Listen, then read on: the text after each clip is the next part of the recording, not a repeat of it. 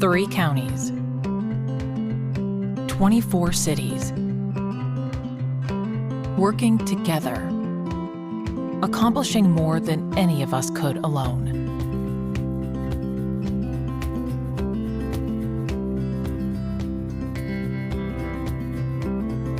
Whether your roots run generations deep, or you recently moved to Greater Portland, you are a part of Metro, the nation's only regional government elected by the people. Planning for the future, preserving what we love. Let's keep our region thriving for decades to come.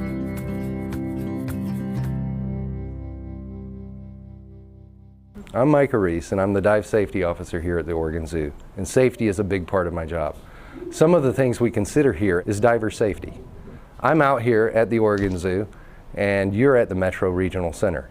The council chamber is located on the 3rd floor of this building. In the event of fire or fire alarm, please exit through the door in the northeast corner of the room, go down the steps to the 2nd floor, and exit through the main entrance by the reception desk and gather in the courtyard outside the entrance. In the event of a medical or fire emergency, please call 911 and notify the security agent at the front desk. The nearest defibrillator is mounted on the steps leading from the reception desk down to Grand Avenue. Thank you. Okay, we'll declare a quorum and call the meeting to order. We'll now ask our clerk, Ann Bazzini, to call the roll for attendance. Good morning. Councilor Gonzalez? Present. Councilor Lewis? Present. Councilor Rosenthal? Present. Councilor Simpson? Councilor Nolan will be here shortly, and Deputy Council President Wong. Present, thank you. Okay, we'll open up for public communications on non-agenda items. And could you please describe to the audience our procedures that we use for public communications? Sure. If you are testifying in person, please sign up by filling out a blue card on the table in the back of the room and bringing it up to me. And if you're testifying on Zoom or by phone, please sign up by using the raised hand function in the reactions or more menus, or by dialing *9. When it's your turn to testify, I'll call your name or phone number, and for those on Zoom, please click accept to be promoted to a panelist, and the window will close briefly. You'll rejoin as a panelist, and then you'll have 3 minutes to speak. You can turn on your camera if you'd like. Testimony will, the time for testimony, 3 minutes, will begin when you begin speaking. Please state your name for the record before testifying, but you do not need to give your physical address. Deputy President Wong, we did not receive any testimony in advance. I don't see anyone in the room or online rushing to sign up. Okay, thank you. We'll move on to our consent agenda. Colleagues, we have 5 items on the agenda today, so bear with me as I read them out. We have item 3.1, resolution number 26-5565, for the purpose of appointing 4 members and reappointing 4 members to the Metro Affordable Housing Bond Measure Program Community Oversight Committee.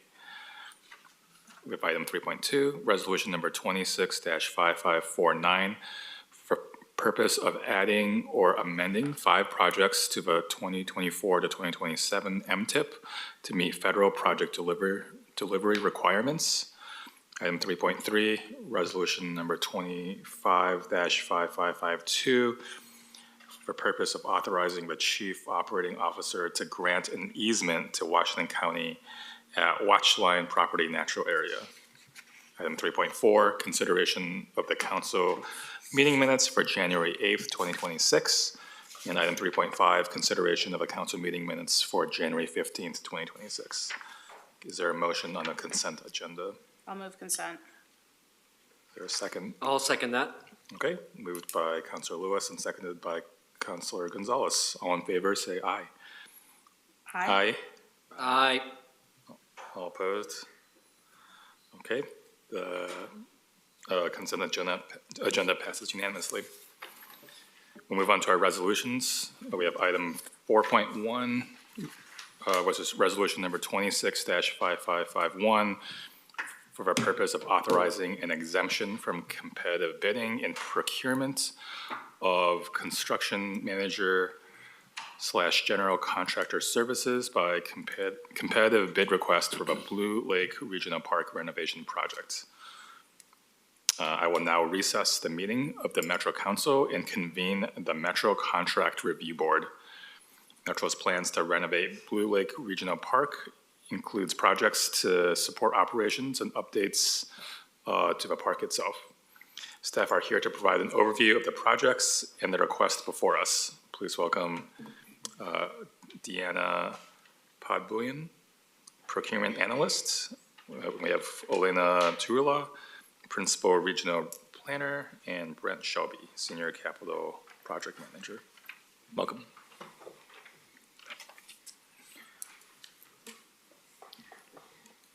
Good morning, councilors.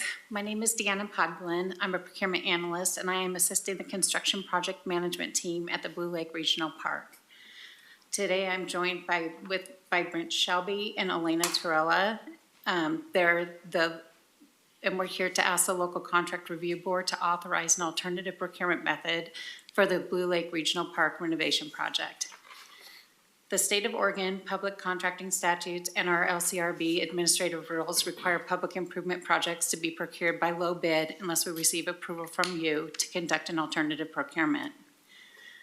Given the complexity, sensitivity, and time constraints of the project, Procurement Services recommends a values-based procurement method in the form of a request for proposal for construction manager general contractor. The qualification-based selection approach provides for a competitive process, and it allows for the general contractor and the designer to work together, which will result in an increased collaboration and avoid costly redesign and change orders. With this process, we'll be able to evaluate other important factors as well as cost factors such as contractor qualifications and diversity plan. This project builds on recently completed infrastructure improvements.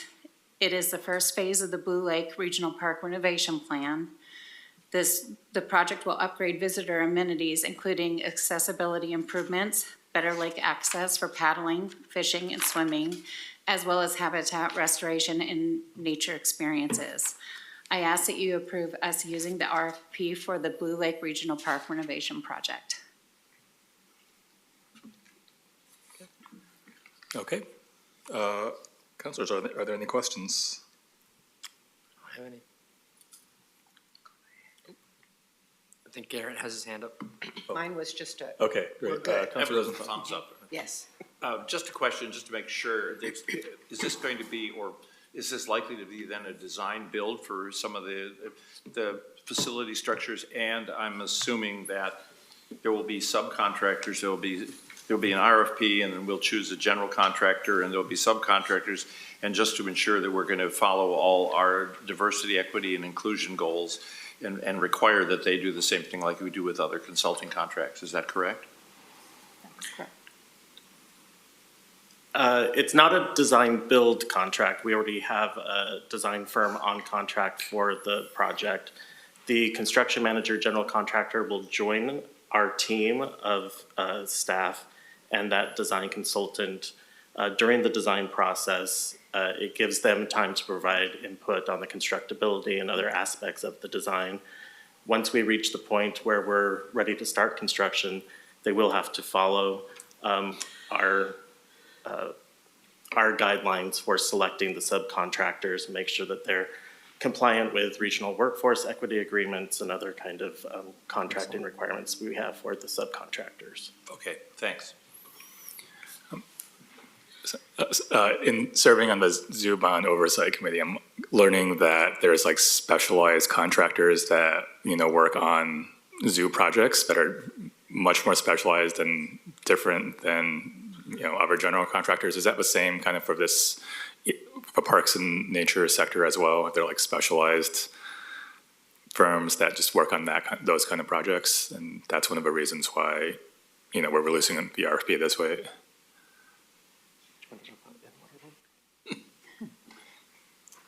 Councilor Wong, there is some specialized work, including in-water work for the improvements that we're making along the waterfront, and this will help us ensure that we have contractors that are well qualified to do that work. Understood. Okay, thank you. Any other questions? Okay. I have none, but I will move to approve. Okay. resolution. Second. All right, it's moved by Councilor Gonzalez, seconded by Councilor Lewis. Seeing no further discussion, Ann, can you please call the roll? Counselor Nolan? Yes. Counselor Lewis? Aye. Counselor Gonzalez? Aye. Counselor Rosenthal? Aye. And Deputy Council President Wong? Aye, motion passes. Thank you. Thank you. Okay, the Metro Contract Review Board is now adjourned, and the meeting of the Metro Council is now reconvened. We'll move on to our ordinances. First one is ordinance number 26-1540, for the purpose of amendment of Metro Code Chapter 7.05 for income tax administration regarding the personal income interest rate adjustment process, making conforming amendments to Metro Code Chapter 7.06 on the personal income tax, and I think that's it. Declaring an emergency, I'm sorry, Deputy President. And declaring It's an cut off. Okay. So we'll now have our first reading and public hearing for an ordinance to make technical amendments to the Metro Code related to the supportive housing tax. We have Justin Lubshire, Tax Compliance Program Manager, for us to describe those changes. Yes, good, excuse me.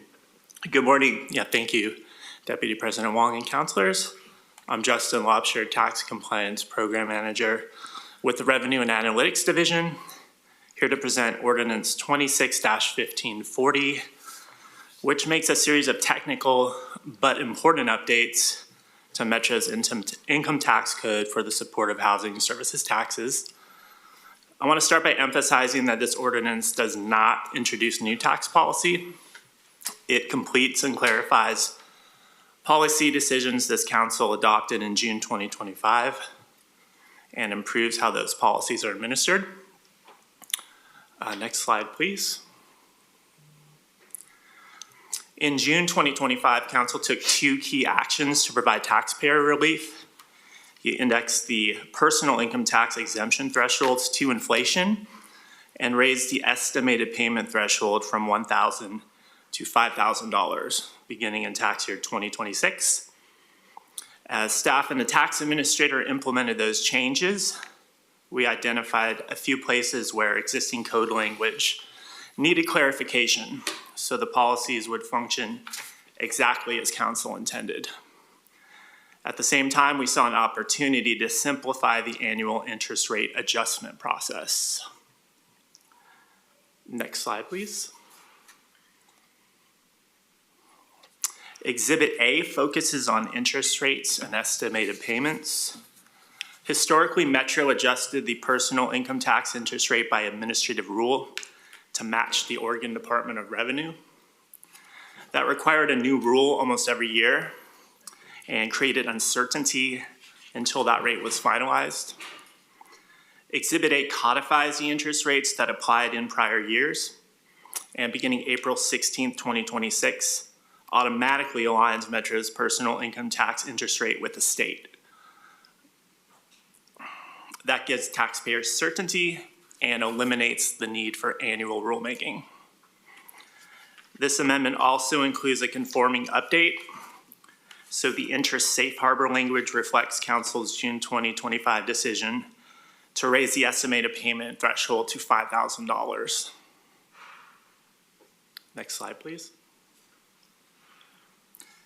Exhibit B updates the code section governing interest paid on refunds.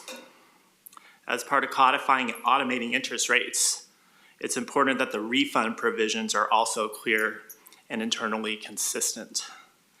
This exhibit codifies the applicable refund interest rates by time period and aligns refund interest with the new automatic rate structure beginning in 2026.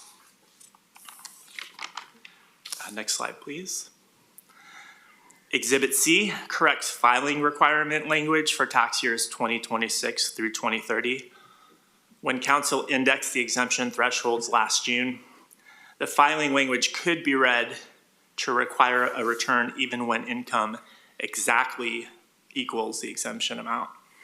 This amendment restores the intended standard Filing is required only when income exceeds the exemption threshold, preventing unnecessary $0 tax returns. Next slide, please. Because interest rates are now fully codified, the ordinance repeals an outdated administrative rule. It also authorizes limited conforming rule updates if needed. An emergency clause is included, so these clarifications take effect immediately, preventing taxpayer confusion during this upcoming filing season and avoiding duplicative rulemaking. Next slide, please. These changes do not raise taxes or penalties and are not expected to have a material impact on revenue. They improve clarity, reduce administrative burden, and complete the work council began in June 2025. Staff recommend adoption of Ordinance 26-1540 as proposed. I'm happy to answer any questions. Great, thank you. Councilors, any questions before the public hearing? Councilor Nolan. Nope, sorry. Thanks, Mr. Chair. When you say immediate effect, do you mean for taxes on tax years beginning January 1st, 2026? So we're a little into the tax year, but it's for any taxes whose tax year begins January 1st, right? Or, Yes. Or are we skipping those 25 days or whatever it is? Well, Councilor Nolan, my understanding is through the normal ordinance process, it takes 90 days to go into effect. So we're requesting the emergency clause, so things like this, the interest rates, so that they can be applicable starting. Today. Well, with the interest rate, the state has already made that change, but the effective date for the interest rates to go into effect for tax year 26 is April 16th. Okay, great, thanks. Councilor Lewis. Sure, thank you so much. I really appreciate that a lot of this has taken several months to get here. And I'm very supportive of this series of changes, both in policy, but I also think in our communication strategy. I think we started out telling people this is a very complicated tax. Let's take you through a lot of rigmarole. And here we are simplifying. And one of my questions around simplicity is, are all of these changes easy enough to communicate with H&R Block, autofill, and TurboTax, and all of those kind of computer-generated assistance, so that this is actually communicated in a deliverable way? Yeah, thanks for that question, Councilor Lewis. I think a general theme with our relationship with the city has been continual improvement. And I think we're at a point now where in years past, it was more of a reactive relationship once there was already a problem. So one noticeable difference about implementing these changes is I've seen very proactive trying to address these things ahead of time, which includes that's part of the responsibility. So we have assurances that these changes will be reflected in the software programs. And additionally, the city's making some targeted, well, besides making their standard letters a lot more communicative and clear, there's some targeted correspondences specifically for people who are impacted by last year's indexing and threshold changes. In terms of further clarity, I believe that the legislature will be contemplating several revenue and taxation policies starting next week. That's just a fact. If they pass anything that changes the state tax standards that we've just conformed to, are we flexible enough to adapt to that? Well, personally, I'm not up to date on exactly what those changes are, but I know that that's something we're constantly observing, and I would expect as soon as there is something that impacts that we would have a game plan to implement for anything that's going to affect administration, revenues, anything of that nature. Okay, thank you. I mean, with those potential changes at the state, there's a lot of conversation around decoupling. Would it be beneficial to wait until after the short session to see what happens before we adopt these changes, or should we do those now? You want to take that? Real quick, this is Josh Harwood. I'm the Revenue and Analytics Division Director here at Metro. Justin could probably answer this question, but I'll help out a little bit. I'm familiar a little bit more with the decoupling language that we're talking about. So yes, the legislature has an opportunity to what we call decouple from the federal tax code changes that happened as part of the big beautiful bill in Washington. And so those conversations will happen next week, starting at the legislature. We've known this was coming, so we're trying to be as flexible as we can. We don't take action, we can't take action until they do right now because the AGI from the state flows to our taxes. So if the state decouples, it will decouple us as well. And so it will change our outlook for our forecast slightly, probably increase it a little bit. But there's other complications around different aspects of that. The biggest changes for those bills are actually things that don't impact us very much, like no tips on overtime or no tips on tax, no tips on tips, or no tax on tips. And so those kinds of things are less of a worry for us. It's more on the business side where we have accelerated depreciation and things where we're effectively moving taxes from one year to another. So we'll have to stay watching the state, but we're kind of beholden to them a little bit. The state forecast comes out next Wednesday, and so I think that'll help inform a little bit about what we think they're going to do. And what's the time pressure for today's adoption and the emergency? The time pressure for today's adoption is simply to codify what we've already done. So it doesn't change anything that the state would change on top of it. So we've taken parts of what we do and just made it a little bit more taxpayer friendly, a little bit more administration friendly, but it doesn't really impact the dollars the way the state's decoupling would. Councilor Lewis. An intellectual question, not gonna change how I vote on this, but you just said accelerated depreciation, moving taxes from one tax year to another. That's really interesting generally, but particularly interesting when you're looking at a tax that could end in 3 years. Can you just explain the impact there? I can try, and it's best, I think, from a perspective, Councilor Lewis, from a perspective of a taxpayer. So imagine you're a business paying taxes and you buy large pieces of equipment. You buy a new piece of equipment, you can depreciate that over 3, 5, 10 years. If we say you can depreciate that entirely and take a deduction for that entire cost in the first year, then you lower your costs in the first year, but you limit the deductions in future years. So you effectively raise your taxes in future years. So we have to move dollars from one year to another in addition to whatever overall impacts happen. So yes, it's going to be very dependent on the very specifics of whatever the state does. Mm-hmm. I think with a 3-year runway, that might actually lead to some interesting business decisions that people will later call unintended consequences.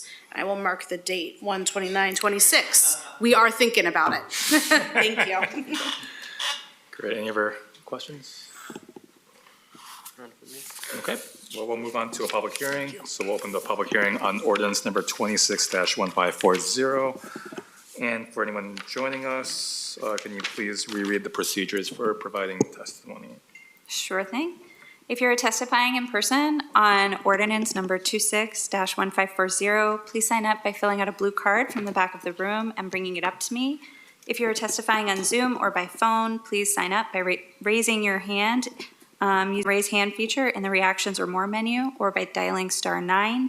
When it's your turn to testify, I'll call your name or phone number, and for those on Zoom, please click accept. You will have your window closed briefly, rejoin as a panelist, and then you can turn your camera on if you'd like. All folks testifying will have 3 minutes to speak, and the timer will begin when you begin speaking. Please state your name for the record before testifying, but you do not need to give your physical address. Deputy President Wong, I do not have any cards from anyone in the room. We did not have anyone sign up to testify in advance. And I'll just give it a moment, but so far I do not see any hands raised online. Okay, Nothing. well, shocking, there's no testimony on tax cleanup, but we'll close the public hearing. And the second reading and consideration of ordinance number 26-1540 is scheduled for February 5th, 2026. That meeting will be held virtually. Okay, as we get to the close of our meeting, I wanted to take a moment to acknowledge that February marks the 100th year of celebrating Black History Month in the United States. I'd like to recognize Councilor Simpson, who's going to share some remarks in advance of February. Thank you so much, Deputy Council President Wong. Thank you all at the Black ERG for being here today. It's good to see y'all's faces out here today. On Sunday, the 100th commemoration of Black History Month begins. And in 1926, Dr. Carter G. Woodson, a historian, author, and journalist, and the founder of the Association of the Study of African American Life and History, organized what we called Negro Celebration Week. It was the first national observance of Black history, and it would evolve into a tradition of global celebrations. A few weeks ago, I was very close, literally, to a piece of Black history. Each year, Vancouver Avenue First Baptist Church hosts the Drum Major celebration near Dr. Martin Luther King Jr.'s birthday, and I had the honor of speaking from the same pulpit where he once preached. A little over 64 years ago, November 8th, 1961, Dr. King made his first and only visit to Oregon. He had a pretty busy day, too. I don't think y'all know this, but I'm going to share a little bit. There was a sermon, a 2-hour strategy meeting with fellow pastors. He spoke at Portland State University in the morning and Lewis and Clark in the afternoon. And he addressed a crowd of 3,500 people at what is now the Keller Auditorium, and was introduced by Governor Mark Hatfield. So there's a little bit of Black history for you, but it doesn't feel like history, does it? That feels very close. I feel like for me, it feels close to my Outlook calendar on a very busy day. Some other things look similar too. State-sanctioned violence by masked men, peaceful protesters met with brutal violence, extrajudicial killings by anonymous men serving as judge, jury, and executioner. And I guarantee you, for everyone captured on video, there are a lot more that are happening in darkness. These are the forces being weaponized against all of us who refuse to accept their reactionary delusions, their desire to not only roll back the Civil Rights Act, but the Emancipation Proclamation, as well as women's suffrage, too. I've heard a number of people say along the lines of, we gotta meet the moment. How are we gonna meet the moment? This needs to meet the moment, whatever. However, it's been brought across. But this moment, the America of 2026, may feel new to some of you, but I know it very, very well. I and every other Black face you see in this room have already met this moment many times. We're well acquainted. We met it again and again, and it always walks through our doors. In her essay, A Mouthful of Blood, Toni Morrison wrote, "Our past is bleak, our future is dim, but I am not reasonable. A reasonable man adjusts to his environment. An unreasonable man does not. All progress, therefore, depends on the unreasonable man. I prefer not to just adjust to my environment. I refuse the prison of I and choose the open spaces of we." We do. How do we move from this moment? Sorry, y'all, it's a lot. Excuse me. How do we move from this moment into open spaces of we?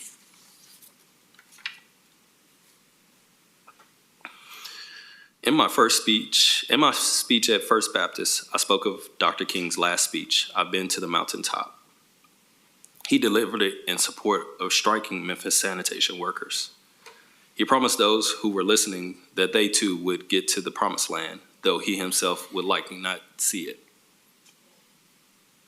But perhaps a dream isn't the mountaintop he spoke of. Perhaps it was never something we climb once and is permanently achieved. Perhaps it is instead a mountain range with peaks and valleys and treacherous passes. I wish I could sit here and talk about the mountain peaks, Black achievement, Black intellect, Black artistry, Black philosophy. I could tell you about my personal hero, Malcolm X. I could tell you about James Baldwin and Mickey Leland and Dr. King and Rosa Parks and Estelle Ellaby. I can just go on. I don't know how much time we have. We don't have a whole lot. All of you know all these names, but their minds, their hands, their work shaped a lot of our lives.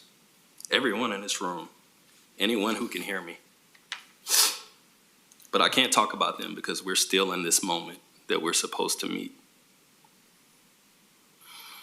And in this moment, their names are erased from websites. Their murals, the murals of them are being painted over. Their faces, their stories are literally being ripped off of the walls of national parks and thrown into dumpsters. So there's another chapter of Black history being written right now. And I wish I had an easy, uplifting ending.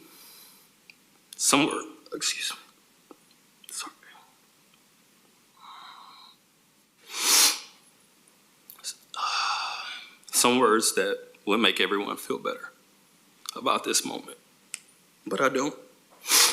So instead, I will leave you with some words from Malcolm X.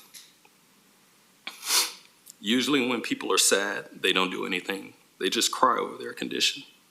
But when they're angry, they bring a change. And the truth is on the side of the oppressed. Thank you. Thank you. Great. Well, thank you, Councilor Simpson, for your remarks. They're extremely powerful and well taken. So thank you for your leadership and sharing that. Thank you. Thank y'all. Let's take a moment Beautiful, man. We'll just take a moment to sit with that.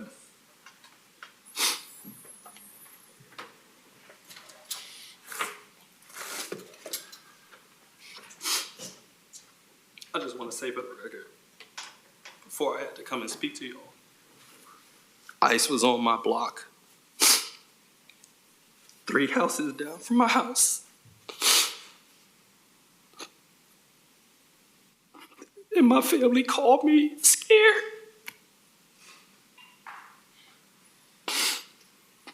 They were literally walking on our streets. I'm so angry. I'm mad. I appreciate every one of y'all. Thank you. Thank you. We appreciate you. Thank you for your courage. We are angry with you. We are mad too. Amen. Thank you. Thank you, Councilor Nolan. Okay, I think we'll adjourn the meeting today.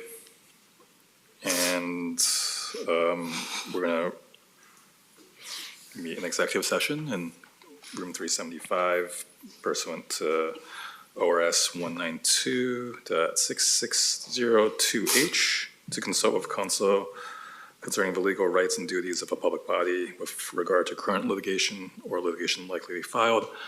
The next regular meeting is scheduled for February 3rd at 10:30 a.m. Thank you all for being here. Thank you.